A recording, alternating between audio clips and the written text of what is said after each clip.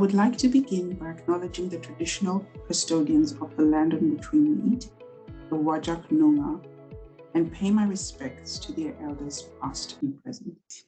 Hi, my name is Bernadette Masbayi, and I'm a member of Women on Board's Cultural Diversity Committee. I'm a proud Kenyan Australian, and I'm passionate about promoting gender and cultural diversity on boards. More specifically, I really would like to focus on supporting all the efforts to increase representation of Nations women and women of color on these boards. Spotlight on Cultural Diversity is a series initiated by Women on Boards that features cultural diverse women and allies who support cultural diversity on boards. And my guest today is Pearl Proud, and Pearl is Clinical Service Manager and lead of the Cultural Diversity Psychological Service at Life Without Barriers. Hi, Pearl. Welcome. Hi, Bernadette. Thank you. Welcome, and thank you for joining us and taking part on our in our Spotlight on Cultural Diversity series. Pearl, would you like to start us off by telling us just a little bit about yourself, about your career journey, and any boards that you're serving on?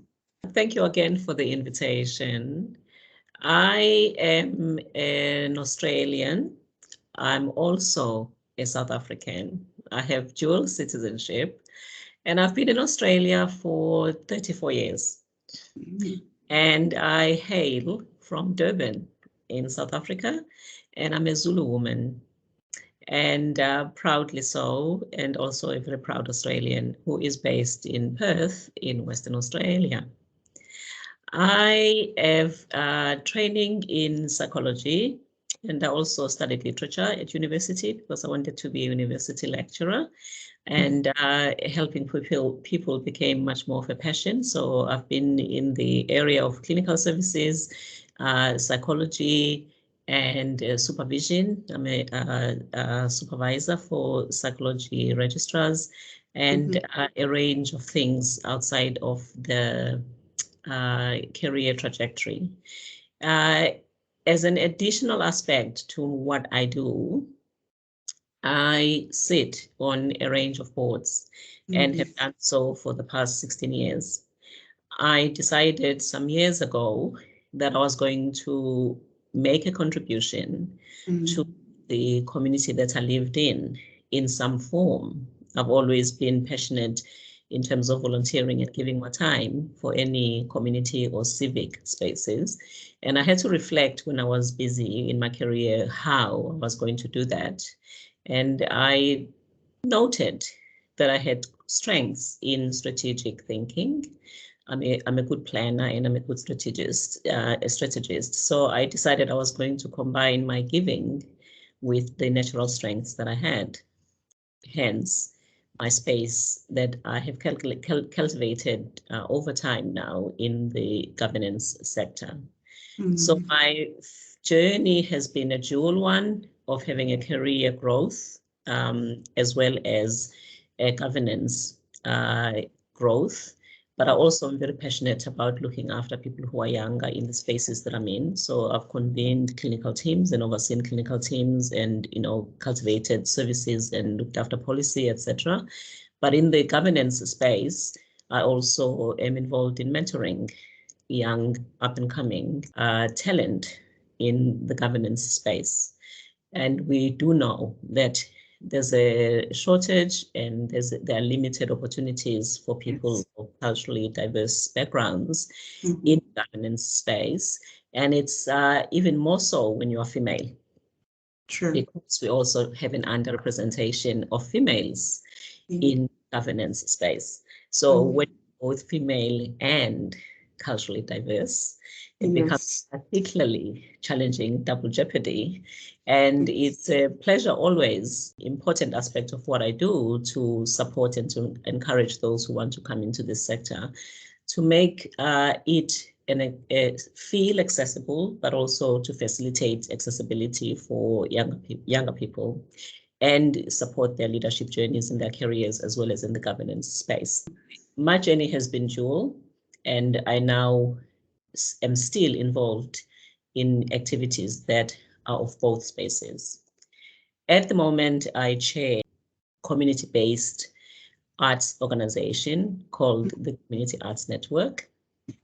Once upon a time, there used to be community arts networks across the country, and we have one left, which is in Western Australia. Oh, so wow. It's in operation for over 30 years, and it is a board of beacon of community arts across the country, but particularly in Western Australia. And it's with a lot of pride that I'm the first culturally diverse chair of that organization, but also of an arts organization of this size and stature in the state. And it's because one has to be okay to be the first in a space and in a space and make it a familiar space for others. So it's in that space that I indulge my passion in arts. And I also sit on 3 advisory boards, and two of them are in academic institutions, in a research center, and the other one in a stream of psychology. And I also sit on PCAC, which is partners in culturally appropriate care for the aged care sector. Yes. And the national-based space for us to advocate and foster relationships between service providers and aged care facilities. No, that's great. Lots of leadership there. Would you mind letting us know just a little bit about how you secured your very first board position? One of the signature colloquia that I did was the Kranlana colloquium. It is based out of Melbourne. It's one of the leading leadership cultivating programs across the country. Has a very illustrious alumni, and I was very fortunate to actually have an opportunity to do the Kranlana, and that really set up my thinking around what leadership, when we are conscious about it, can look like and feel like.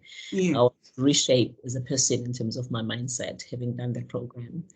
And I think I shifted into a really full ownership of leadership as a way of being. I was a head girl at school. I've been in leadership positions, as a part of growing and a part of being. But I think through that program, it actually gave me a mindset where leadership was not a thing, but it's who you are.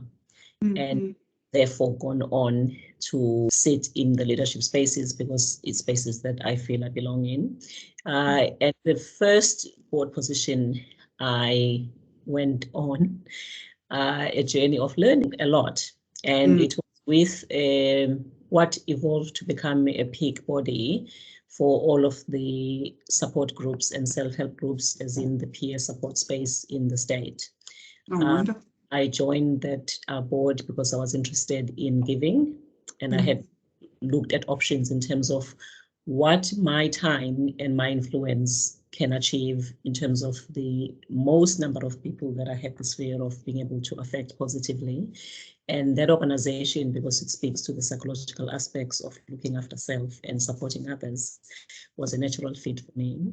And I was a director for 6.5 years, and then I became chair for about 7 years.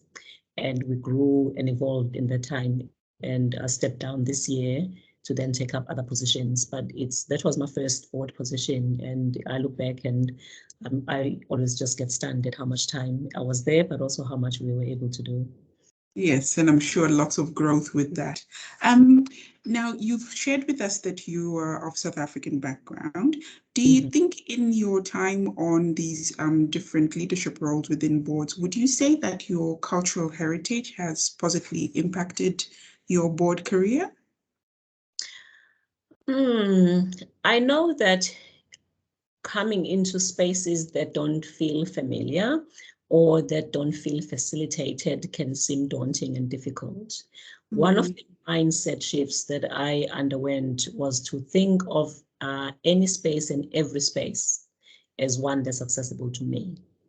It was a brazen position to go into and to take. But I think it then opened up a whole range of avenues for me because I was not self-limiting after that shift in my mindset. I don't feel, and I say this to people that I mentor quite regularly, I don't feel that I need somebody else's permission to go and inhabit a space. Yeah. The world is for all of us, and I'm in the world, and therefore it's for me.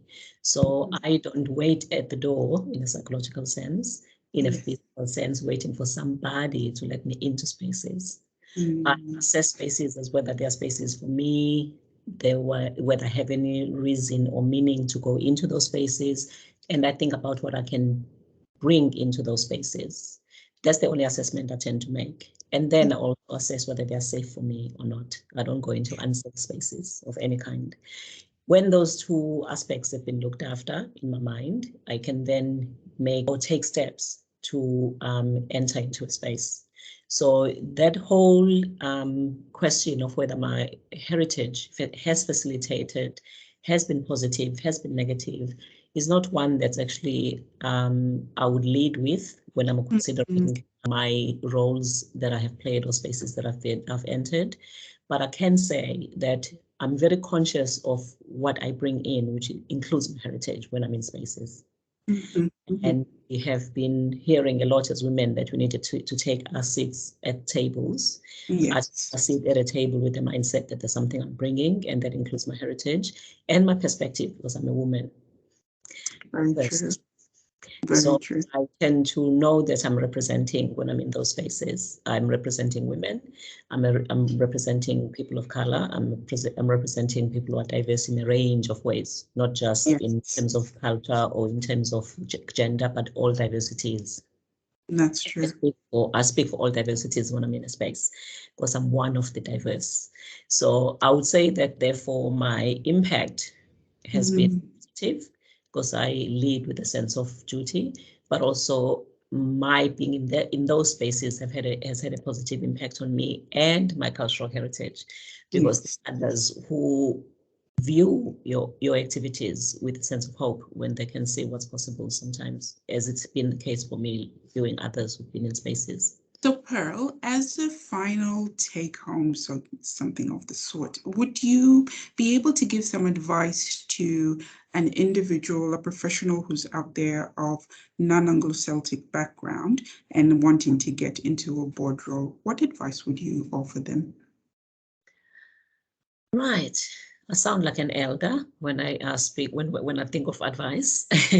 All right. And I need to take my place. I'm old. I would say that one needs to be curious. I think we can go about the world and not be curious enough about things and situations and people. So I would say being curious is a really fantastic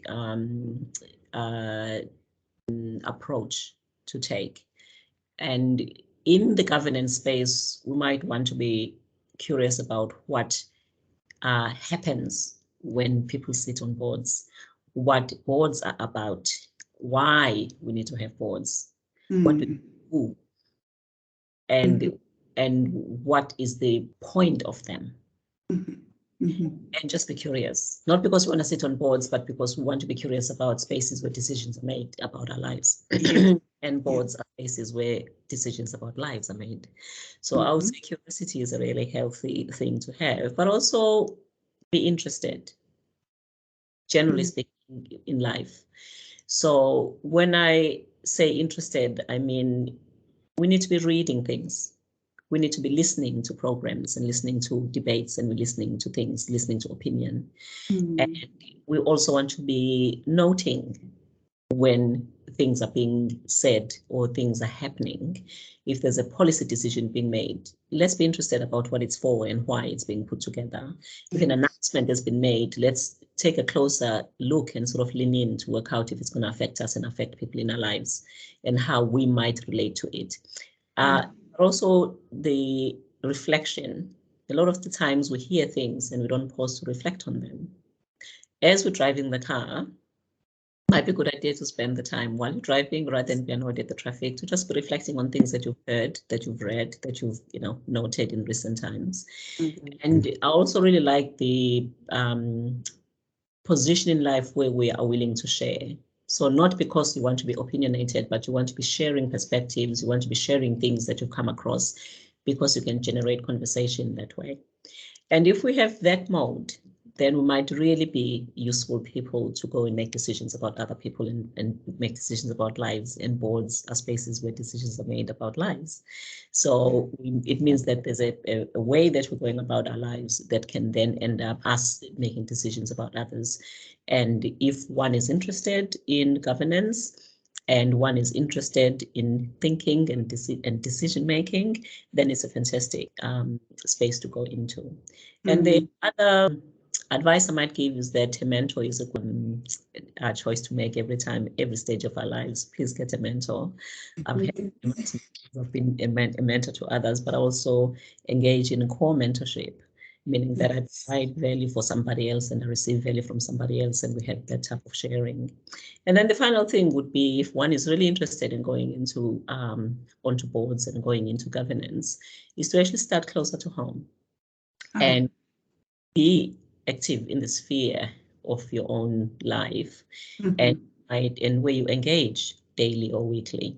And that might be a community organization, and you can sit on a committee so that we get familiar with process and being collaboratively with others. But also it could be a school committee, it could be a school PNC, because you have children who are attending school, and therefore you have a vested interest in making sure that that school runs well.